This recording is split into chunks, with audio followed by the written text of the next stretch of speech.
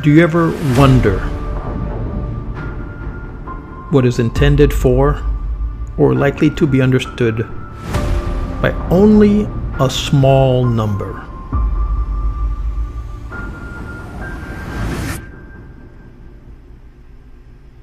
The traditional beliefs, customs, and stories of a community.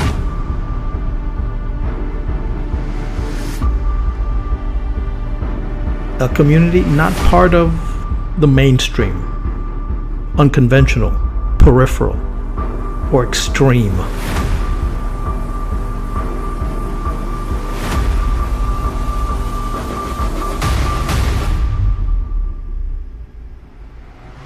Part of an anthology, a published collection of poems or other pieces of writing.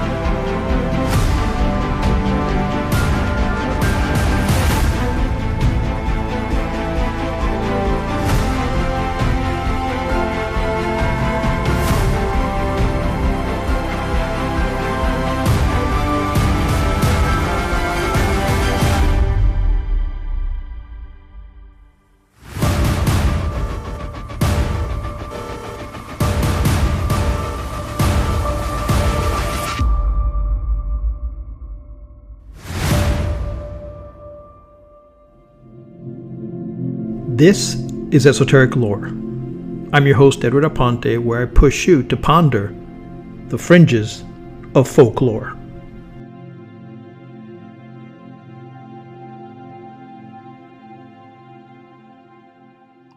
She didn't tweet her ideas. She didn't brand her brilliance. She didn't ask to be seen. At 14, she built an airplane. Not for attention, but because curiosity demanded a body. In a world obsessed with visibility, she chose invisibility. In a culture addicted to noise, she practiced silence. Some call her this generation's Einstein. But the truth is more unsettling than that, because she reminds us of something we've forgotten.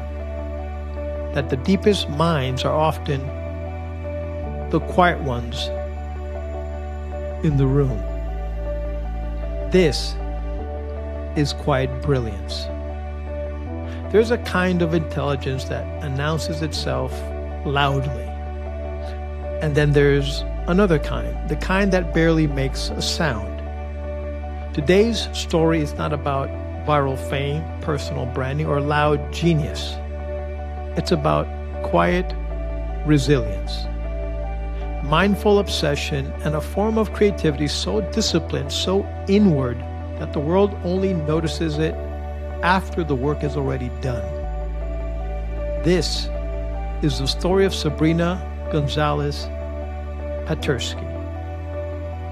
Some have rushed to call her this generation's Einstein, but that comparison, while tempting, misses something more important. Because what matters isn't how famous her mind is, it's how she uses it. Before the papers, before the equations, before MIT, Harvard, or advanced theoretical physics, there was a teenager in Chicago. Not elite, prep school pedigree, no celebrity parents, no media campaign. Just a young woman who built an airplane in her garage. Not as a stunt, not for attention, but because curiosity demanded expression. At 14 years old, Sabrina assembled a single-engine aircraft, taught herself to fly it, and logged solo flight hours.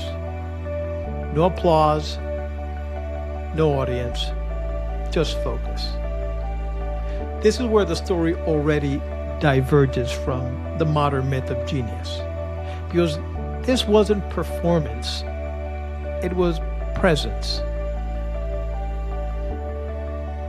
We often think of mindfulness as something practiced on cushions, with apps, bells, and affirmation.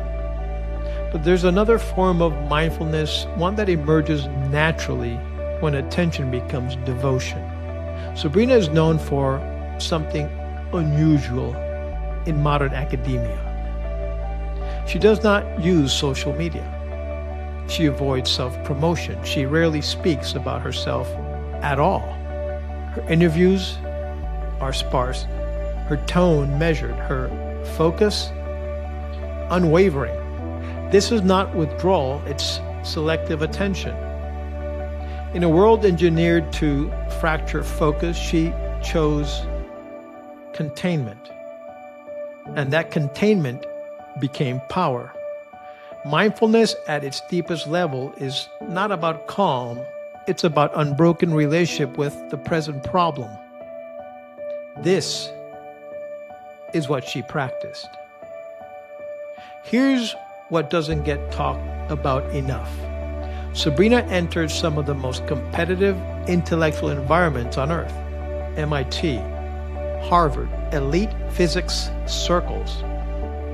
Without playing the game, she reportedly turned down prestigious funding and fellowships when they came with conditions that compromised her independence. No outrage, no manifesto, no public explanation, just refusal.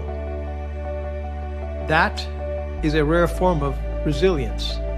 Not the loud kind that demands recognition, but the quiet kind that protects inner sovereignty. Resilience isn't always about pushing harder. Sometimes it's about not bending. Creativity is often romanticized as chaos.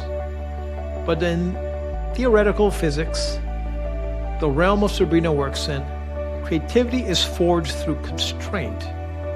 Her work focuses on deep questions of space-time, gravity, and symmetry.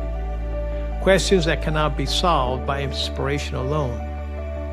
They require long solitude, emotional neutrality, tolerance for uncertainty, willingness to sit with not knowing.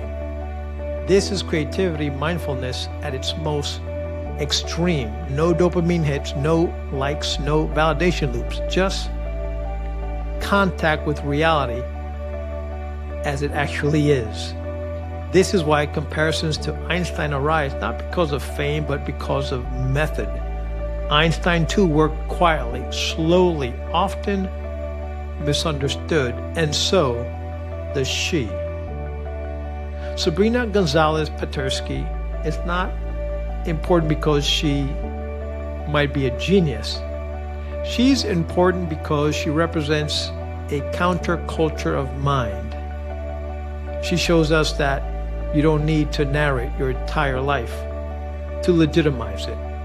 You don't need constant feedback to make progress. You don't need permission to go deep.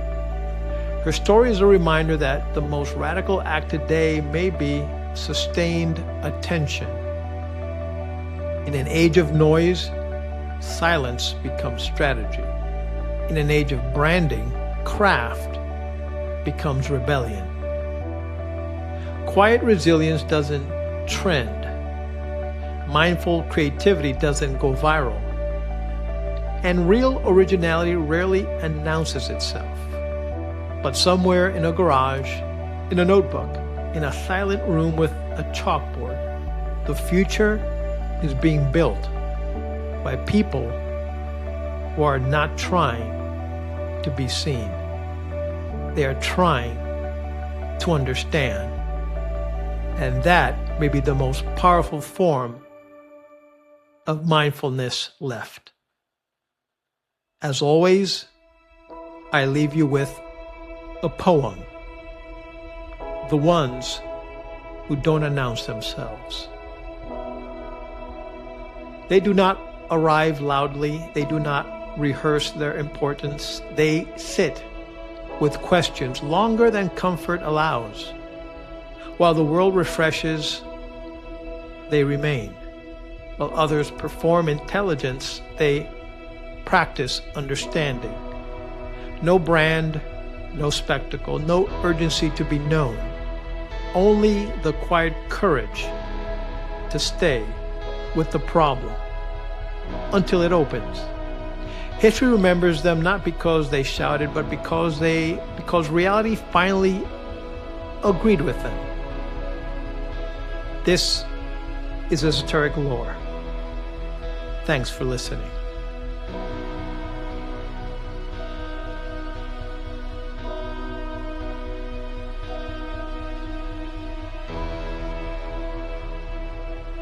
If you like this video, please subscribe, share, and give us a thumbs up. Thanks for watching. See you next time.